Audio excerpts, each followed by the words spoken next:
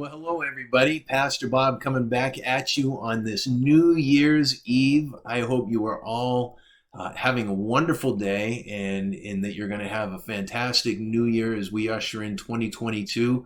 I pray that God blesses all of us this year and that we can do away with COVID and get on with life and serving God together. Which is part of the reason why I'm sending out this email today. I had sent out in my announcements earlier this week that we have an opportunity right now to be the hands and feet of Jesus in the life of our dear sister Arlene, who attends the church with her son David. Arlene's family lives in the Philippines, and that includes her mother and father and sisters and aunts and uncles. And I wasn't even aware of this. It wasn't in our news around here locally. I had to hear about it third hand, but apparently there was a major, major typhoon that made landfall right where her parents live.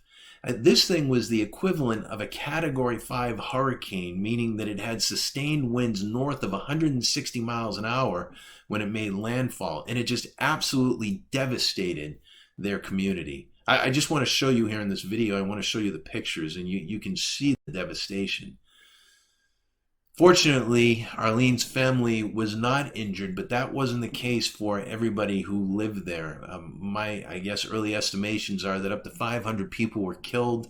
There's another 50 to 100 people who are still missing, and another 500 people who were seriously hurt or injured when this thing made landfall. So the community has just been devastated, and we have an opportunity as a small church here in Southern California to be the hands and feet of Jesus, not only for Arlene, but also her family, and it extends even beyond them, right? We have the opportunity to be witnesses of God's love to a people that we've never met, nor may we ever. And so we want to seize that opportunity. And in my email, what I sent out was that they could use medical supplies of any kind. So if you have that, please bring it to church on Sunday with you. They also need Brita water pitchers or some sort of water filter, because right now they have absolutely no clean water to drink. And they run the risk of getting very, very sick, of course, if they don't have that. Toothpaste and toothbrushes, soap, canned goods of any kind. Bring those things with you to church on Sunday, and we will get those things boxed up and shipped out on Monday, the following Monday. Now listen, if you're not going to make it to church, but you have some of these things that you want to donate, you can contact me. You can either respond to this email, or you can text me or call me, and we can make arrangements to make sure we get that stuff picked up. If you don't have any of those items, or you're not going to have an opportunity to go to the store to pick them up, and you want to make a monetary donation, that's fine too, because it's going to cost us money to have these things shipped. We're going to need to buy boxes and tape and just materials necessary in order to get these things sent over to the Philippines, and I would imagine it's not going to be cheap. So if you can help out in any way, please, I pray that you do. Last night, while we were studying the Bible in our women's group, we came across this supporting text. It's in Hebrews chapter 13. It's verses 15 through 16. And this is what the author said. He said, "Through Jesus, therefore, let us continually offer to God a sacrifice of praise, the fruit of lips that confess his name, and do not forget to do good and to share with others, for with such sacrifices God is pleased." We have an opportunity, even in the midst of COVID and all of these other crazy things going on in our society right now.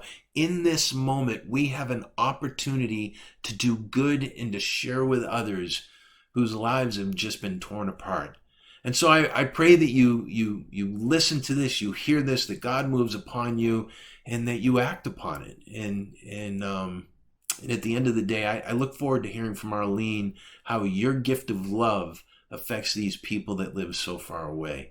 So that's the first thing that I want to ask. Please bring those things with you, or contact me if you're not going to be there, and we'll make sure that these goods get to the right place. The second thing that I wanted to mention was, listen, there is a lot of sickness that's going around right now. I mean, and it's not just COVID.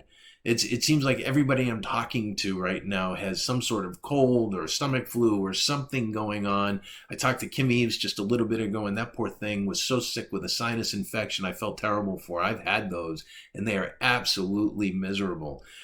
So we need to make sure that we're praying for these people. But also, if this is you, if you have a runny nose or you feel sick and it's just a little cold, whatever it is, please stay home. As much as I would love to see you, we want to make sure we're not sharing that stuff with anybody. Stay home, watch service from the comforts of your home, and we will look forward to seeing you face to face the following week.